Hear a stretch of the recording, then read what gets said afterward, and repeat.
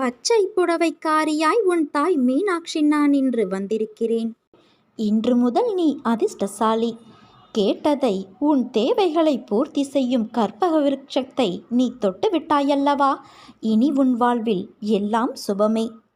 இன்று முதல் நீ எடுத்து வைக்கும் ஒவ்வொரு அடியும் வெற்றி படிகளாக மாறப்போகிறது.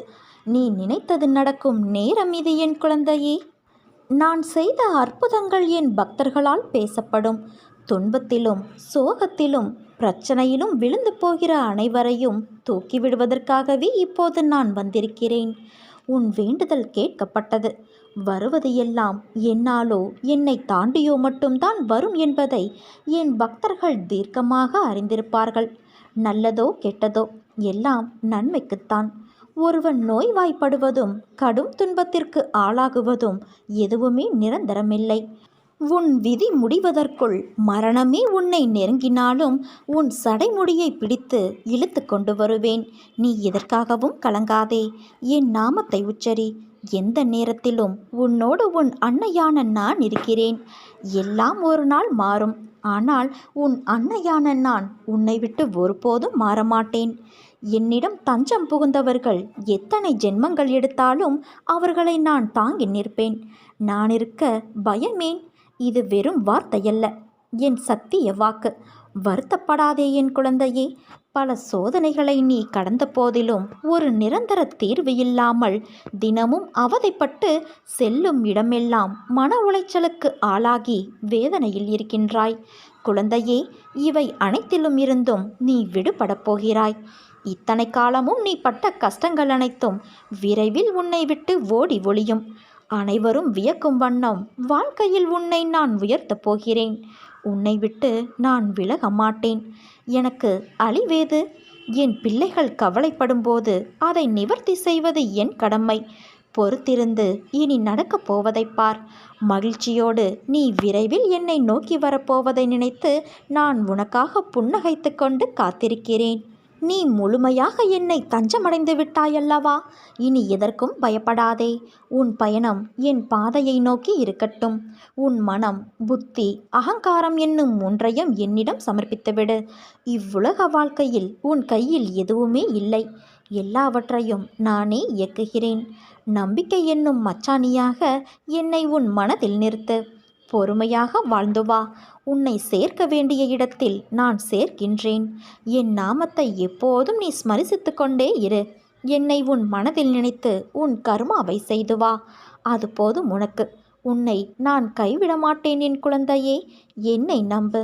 இனி வரும் காலம் வளம் பெறும். உன் வாழ்வில் வசந்தம் வீசும். நீ போகும் பாதையெல்லாம் சொர்க்கமாக அமையும். என்னை நம்பியிருப்பவர்களோடு நானும் எப்பொழுதும் இருப்பேன் என் குழந்தையே. உன் அன்னையான என்னை வணங்கினால் சோதனைதான் என்று சொல்பவர்கள் முன்பு உன்னை ஒரு சாதனையாளராக நான் மாற்றப் போகிறேன். என்னை நம்பியவரின் வாழ்க்கையில் வெற்றி பெறுவது நிச்சயம். என் பக்தர்களை காப்பது என் கடமை. நீ கலங்காதே. நான் காலமும் அறிவேன், கருணையும் பொறுவேன். நீ நம்பிக்கையோடு இரு என் தங்கமான பிள்ளையே.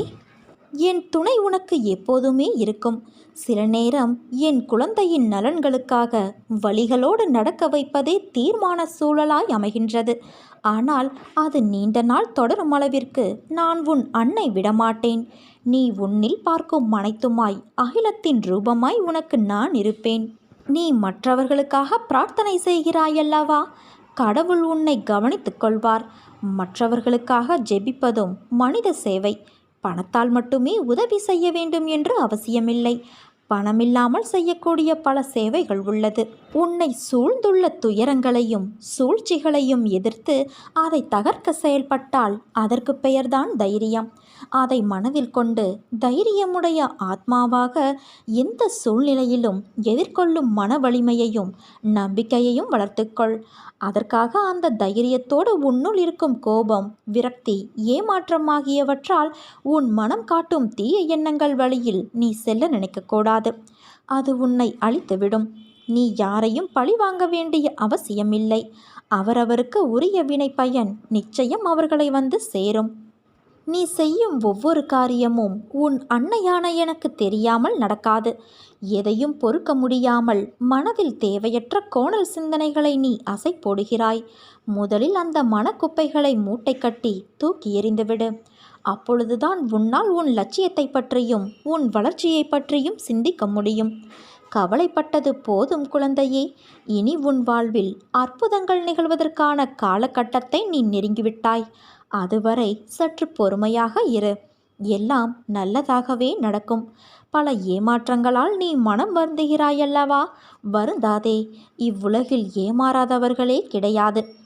ஏதோ ஒரு சூழ்நிலையில் யாரோ ஒருவர் இன்னொருவரை ஏமாற்றி கொண்டுதான் இருக்கிறார்கள். எல்லாவற்றிற்கும் உனக்கு நிச்சயம் பதில் கிடைக்கும் தங்கமே. நேர்மையாகவும் உள்ளபூர்வமாகவும் இருக்கும் உன்னை ஏமாற்றியதற்கான அந்த தீவினை நிச்சயம் அவர்களை சேரும். உன் வாழ்க்கை ஒளிமயமாக மாறும் நாள் வெகு தொலைவில் இல்லை. இது என் பிள்ளைக்கு நான் கொடுக்கும் மனமார்ந்த ஆசீர்வாதமும் சத்தியமும் ஆகும். உன் துயரங்கள், வியாதிகள், கடன் சுமைகள் அனைத்தும் உன்னை விட்டு விலகும். உனது நிழலாக நான் இருக்கும்போது நீ எதற்காகவும் கலங்கக்கூடாது. உன் மனம் தள்ளாடி கொண்டு இருக்கிறது. கடிவாளம் இல்லாமல் ஓடிக்கொண்டு இருக்கிறாய். என்றாவது ஒரு நாள் விடியும் என்று நீ காத்திருக்கிறாய் அல்லவா? நீ அனுபவித்து வரும் துயரங்களிலிருந்து, கடினமான சூழ்நிலைகளிலிருந்தும் விடுபடத் துடிக்கின்றாய். மாற்றங்கள் நடக்கப் போகிறது என் தங்கமே. இனி வரும் காலங்களில் உன்னை பாராட்டி பெருமைப்படுத்தப் போகிறார்கள். நீ விரும்பிய வாழ்க்கையை வாழப்போகிறாய். உன்னுடைய தோற்றங்கள் புது பொலிவோடு அனைவரும் கவரும்படி இருக்கப் போகிறது. உன்னை தேடி அனைத்தும் வரப்போகிறது என் தங்கமே. உன்னை அனைத்திலும் சிறந்து விளங்கும்படி உன் அன்னை மீனாட்சி தாயான நான் செய்வேன். இனி நீ எதற்கும் கலங்காதே.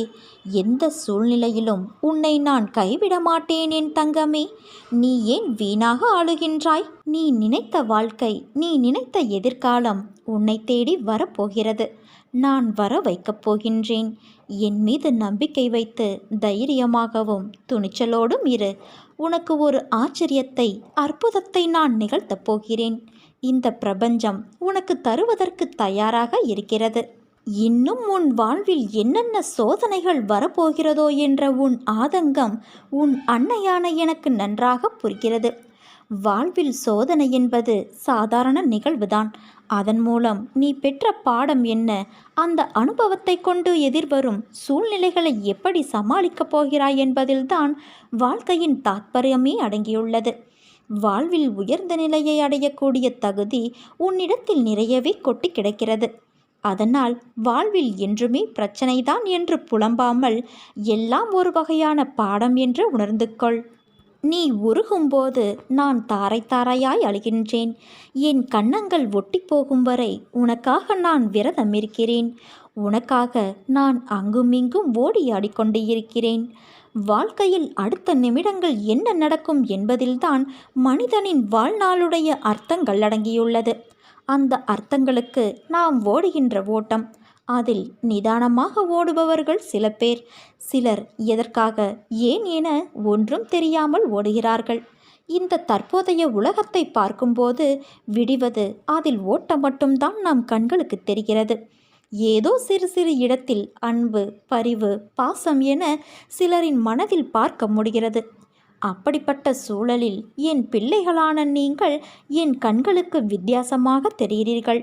நேர்மறை உலகில், நேர்மறையான சூழ்நிலையில் மனிதர்களிடத்தில் வாழ்வது சுலபம். நேர்மறை உலகம்தான்.